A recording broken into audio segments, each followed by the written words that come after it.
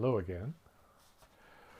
I'm going to share some more from my book, The Arcana of the Grail Angel, the Spiritual Science of the Holy Blood and of the Holy Grail. I'll begin with the quotation from Wolfram von Eschenbach's Parzival. It was written in around 1198 AD, and this is from Book 9, Section 454. The heathen Phlegetonus could tell us how all the stars set and rise again, and how long each one revolves before it reaches its starting point once more. To the circling course of the stars, man's affairs and destiny are linked. Phlegetonus the heathen saw with his own eyes, in the constellations, things he was shy to talk about, hidden mysteries. He said there was a thing called the Grail, whose name he had read clearly in the constellations. A host of angels left it on the earth and then flew away up over the stars. Was it their innocence that drew them away? Since then, baptized men have had the task of guarding it, and with such chaste discipline that those who are called to the service of the Grail are always noble men. Thus wrote Phlegetonus of these things. And now to the prologue. The Arcana of the Grail Angel is a study of the mysteries which surround that elusive legendary thing known as the Holy Grail, as presented in the spiritual scientific works of Rudolf Steiner. A great many books have been written about the history of the Holy Grail, and also upon its significance as a symbol of the spiritual life. From the perspective of Rudolf Steiner's anthroposophy or spiritual science, a most valuable study on the Holy Grail is the pioneering work by his student Walter Johannes Stein entitled The 9th Century World History in the Light of the Holy Grail. Within this work is contained a solid foundation for understanding the historical milieu in which the Grail mysteries were developed in the 8th and 9th centuries, as presented from the clairvoyant karma research of Rudolf Steiner.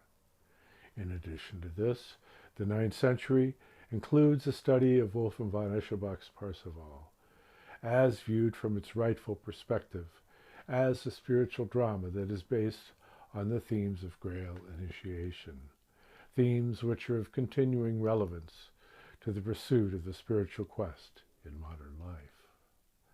In light of all this, Walter Johannes Stein's masterful presentation has made it unnecessary for me to expand on certain themes in my humble continuation of this work, and I can only say that if one wishes later to deepen their appreciation of the matters which are presented in the Arcana of the Grail Angel, I must wholeheartedly recommend that remarkable work, the 9th Century.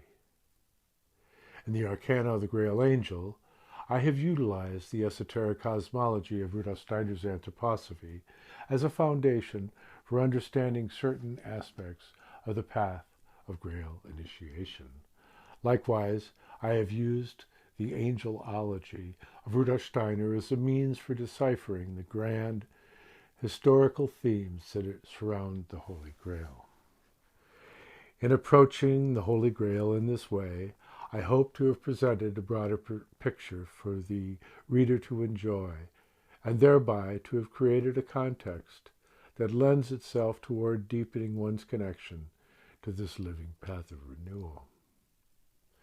In doing this, I will have succeeded if the reader develops an understanding of the Holy Grail as a multifaceted spiritual leaven that has been nurtured by the angels for the unfoldment of the human soul, and which has been quietly working its way within the course of human history into the hearts of mankind.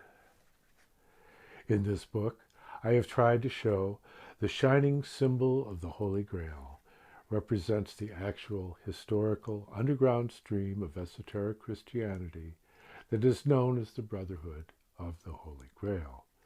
The esoteric content of the Brotherhood of the Holy Grail, in turn, was passed on to the Order of the Knights Templars, and from there to the original Rosicrucian Brotherhood. The once secret mysteries of this esoteric Grail stream would eventually be revealed around the turn of the century for the benefit of all humanity, through the clairvoyant researches of Rudolf Steiner. This has provided mankind with the rare opportunity to study the mysteries of the Holy Grail directly from one of its greatest initiates. According to Rudolf Steiner, the Brotherhood of the Holy Grail has its pre-Christian beginnings in the Egyptian sun mysteries and the mysteries of Isis and Osiris. Furthermore, Rudolf Steiner indicated that the spiritual successors of this Egyptian mystery stream would later, in combination with certain other pre-Christian Christ mysteries, establish the Brotherhood of the Holy Grail in the 8th and 9th centuries A.D. For these pre-Christian Christ mysteries had all been founded in ancient times by the great initiates of the Mother Lodge of humanity, in preparation for the incarnation of Christ, the great Sun Being. It is said that the 18th century Christian initiate, known to posterity as the Comte de Saint-Germain, always kept a copy of Giulio Camillo del Minio's book entitled L'Idea del Teatro, 1550. He kept it on his nightstand. In this book, on the Ars Memoriae, the art of memory, the various departments of life are arranged in a Renaissance memory theater, according to the categories of the planets in combination with the mythological symbolism of the Greco-Roman pantheon. In organizing the various facets of life according to the heavenly counterparts, this is a method of an esoteric study with a history that extends back to the Hermetic mysteries of ancient Egypt. This method of study can bring one to a profound understanding of the interrelationships between the macrocosm and microcosm, that is, between the cosmos, or the great world, and the human being, the little world. In presenting these Grail studies, I have elected to use the 22 major arcana of the tarot as a system for the classification of ideas.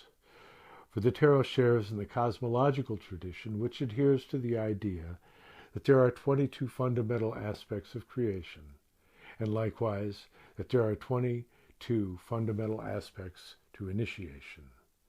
I have chosen the tarot not because any of the images that are to be found in the existing tarot cards are necessarily suited for representing modern spiritual science or anthroposophy, for the reader will note that except for in a few places where, in order to demonstrate the methods of esoteric symbolism, I have referred to the images that are found in the widely known Rider-Waite Tarot deck, I have refrained from using any particular deck for purposes of illustration. But rather, I show that the 22 fundamental archetypes, or arcana of the tarot, can be harmonized with the teachings of anthroposophy. For within the symbolism of the tarot is to be found a remnant of the archaic occult wisdom that has been encoded for posterity. And furthermore, since the tarot is so widely studied, it may provide a point of entry for some into the works of Rudolf Steiner.